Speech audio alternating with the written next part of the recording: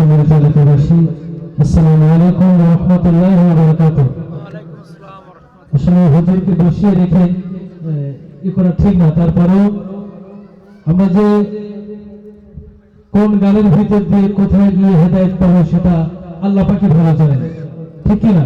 এজন্য আমাদের প্রত্যেকটা বিষয়ের উপর খেয়াল রাখা দরকার। যেহেতু আমরা মুসলিম, আর এই মুসলিম হয়ে কিন্তু আমরা কি করি না, সবচেয়ে যেটা ফাঁকি দেয় সেটা হলো কি, নামাজ। এজন্য নামাজকে আমরা যাতে ফাঁকি না দেই, এদিকে খেয়াল রেখে আমরা এই গানটা শ্রবণ করবো ইনশাআল্লাহ। ঠিক আছে সবাই?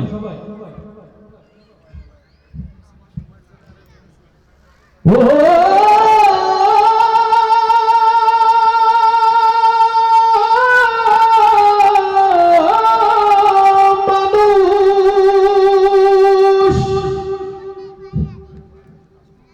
কেমন করে ঘুমাও তুমি, কেমন করে ঘুমাও তুমি, ফজর করে কাজা,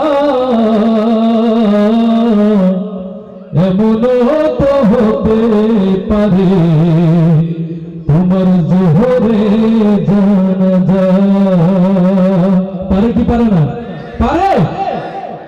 কেমন করে ঘুমাও তুমি, কেমন করে ঘুমাও তুমি, ফজর করে কাজা, এমনও তো হতে পারে জোহরে জানাজা তোমার, এমনও তো হতে পারে জোহরে জানাজা।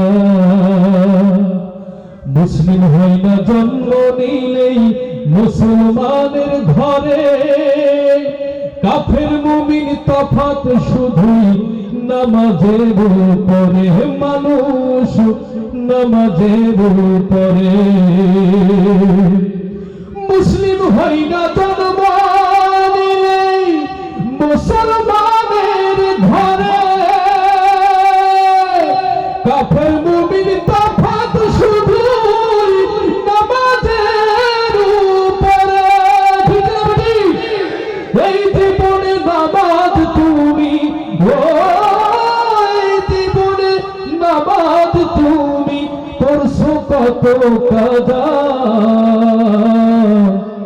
এমনও তো হতে পারে তোমার আসরে জানাজা। বেনামাজির লাশ কবরেতে রাখিবে যখন, মাটির চাপে পাঁজরের হাড় ভাঙবে রে তখন, মানুষ ভাঙবে রে তখন। বেনামাজির লাশ কবরেতে রাখিবে যখন, মাটির চাপে পাঁজরের হাড় ভাঙবে রে তখন। বিষাক্ত সাপের ছোবল, বিষাক্ত সাপের ছোবল, বেনামাজির সাজা, এমনও তো হতে পারে তোমার জোহরে জানাজা।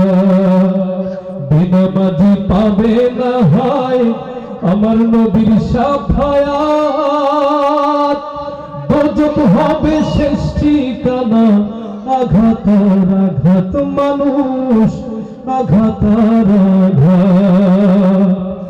বেনামাজি পাবে না হয় আমার নবীর শাফায়াত,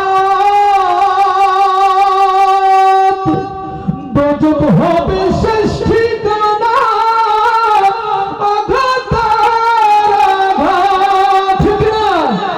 ওরে বেনামাজি আযাব থেকে, বেনামাজি দোজখ থেকে পাবে না কেউ যাজা,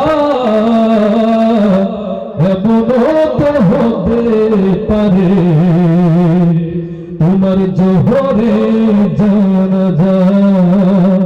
কেমন করে ঘুমাও তুমি, কেমন করে ঘুমাও তুমি, ফজর করে কাজা, এমনও তো হতে পারে তোমার জোহরে জানাজা।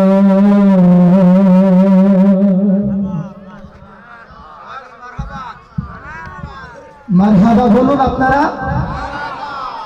মারহাবা শুনে মনে হচ্ছে মানে কবরস্থানে এসেছে।